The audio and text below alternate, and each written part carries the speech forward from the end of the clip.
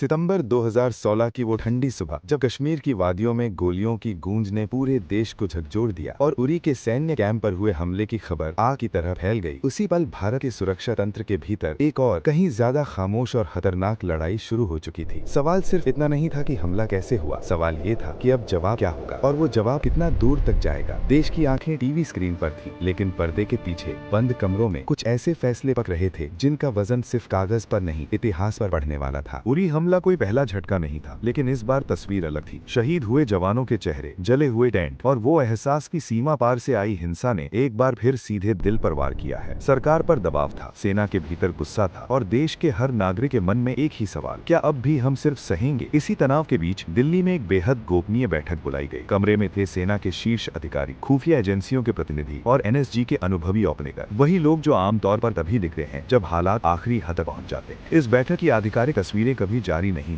और शायद कभी हो भी नहीं, लेकिन ये तय है कि उस कमरे में सिर्फ फाइलें नहीं खुली, वहाँ वो विकल्प भी रखे गए जिनका नाम लेना भी आसान नहीं होता। चर्चा सीधी थी, सीमा पार मौजूद उन ठिकानों के बारे में क्या किया जाए जहाँ से घुसपैठ और हमलों की योजना बनती है। कोई कह रहा था कि सबूत मजबूत है, कोई कह रहा था कि दुनिया की नजरें हम पर हैं और कोई चुपचाप उस नक्शे को देख रहा था जिसमें हर लाइन एक संभावित टकराव की दिशा दिखा रही थी। एनएसजी का काम आमतौर पर आतंकवाद विरोधी ऑपरेशन और हाई रिस्क मिशन से जुड़ा माना जाता है, जबकि सीमा पार की कार्रवाइयों में सेना की भूमिका ज्यादा सामने आती है। लेकिन इस बार दोनों के बीच तालमेल की बात थी, क्योंकि जो विकल्प मेज पर रखा गया था वो साधारण नहीं था। ये सिर्फ एक जवाबी कार्रवाई नहीं बल्कि एक संदेश भी हो सकता था, और संदेश जितना तेज उतना ही खतरनाक भी। एक तरफ ये डर था कि सीमित, सटीक और गोपनीय ऑपरेशन से हम अपने इरादे साफ कर सकते हैं, दूसरी तरफ ये डर कि अगर एक कदम भी गलत पड़ा तो हालात नियंत्रण से बाहर जा सकते हैं। कमरे में बैठे कुछ चेहरे बहुत कुछ देख चुके थे, युद्ध भी, शांति भी। वे जानते थे कि इतिहास बाद में फैसला जज करता है, लेकिन उस पल सिर्फ एक अंधेरी सुरंग दिखती है। एनएसजी और सेना के तालमेल पर बात हुई, कौन क्या करेगा, कितनी गोपनीयता रखी जाएगी, क्योंकि एक छोटी सी लीक पूरी योजना बर्बाद कर सकती थी। बाहर की दुनिया भी मौजूद थी, अमेरिका, चीन और बाकी ताकतें। कूटनीति के मोर्चे पर संदेश तैयार थे, लेकिन असली सवाल वही था, क्या हम उस जोखिम के लिए तैयार हैं? घंटों की बहस के बाद कमरे में खामोशी छा गई। कुछ फाइलें बंद हुई, कुछ फैसले लिखे गए और कुछ बातें हमेशा के लिए उसी कमरे में रह गईं। बाहर की दुनिया को सिर्फ इतना पता था, उचित जवाब दिया जाएगा, लेकिन उस जवाब के पीछे कितने डर, कितनी शंकाएं और कितने खतरे छिपे हैं ये कोई नहीं जानता था। बाद में जो हुआ उसने साबित कर दिया कि 2016 सिर्फ एक साल नहीं, एक मोड़ था, मगर उस मोड़ तक पहुंचने का रास्ता और वो पल जब हालात सबसे ज्यादा फिसलने वाले थे आज भी एक रहस्य है। शायद इसलिए क्योंकि राष्ट्रीय सुरक्षा की कुछ कहानियां शोर में नहीं, खामोशी में लिखी जाती हैं। और फिर भारत ने की एक ऐसी सर्जिकल स्ट्राइक की दुनिया भारत को देखती ही रह गई। एनएसजी और सेना के संयुक्त अभियान ने मिलकर भारत के शहीद हुए जवानों का बदला ले लिया।